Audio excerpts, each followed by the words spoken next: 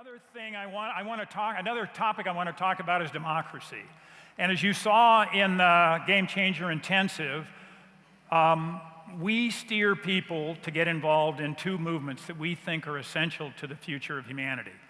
We steer people to get involved in the movement to address climate change, and we steer people to get involved in the movement to get a democratic infrastructure in this country and around the world that's responsive to the needs of the people. And it's, after this election season, it's even clearer that that's something that we obviously need to take on. I want to tell you a story that somebody told me recently. The abolitionist movement in England in the 1860s, mid-1800s, noticed they could not get the ear of the institutions in that country to even listen to this issue about slavery and why slavery needed to be abolished. One thing they noticed was that the democratic infrastructure of England in the early 1800s was a mess. It was dominated by oligarchy, by wealthy vested interest. It did not listen to, it wasn't responding to the needs of the people. There was a reform movement started in England in the early 1800s, and the abolitionists saw that movement and realized that their fate was tied up with the fate of that reform movement of democracy, and so they turned and shifted and got involved with the reform movement. And they achieved a miracle with that, with building that democratic infrastructure so that the will of the people could be heard and the abolition movement was able to be successful in England. See, I think all of the issues we're dealing with, we need to have a successful democracy movement in this country. We cannot address poverty, we cannot address militarism, we cannot address racism unless we have a democratic infrastructure that responds to the will of the people. And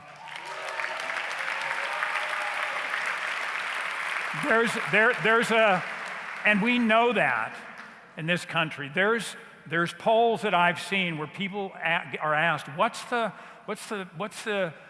biggest issue that you're concerned about? And it usually comes down with something about vested interest, corporate power, money in politics, and that's the thing we've got to handle.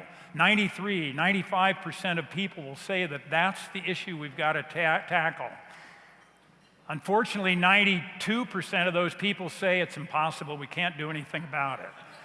So that's the work that we've got to take on. I'm going to show you a quote that really struck me, if it can come up. Yes. So optimism is a political act. Those who benefit from the status quo are perfectly happy for us to think nothing's going to get any better.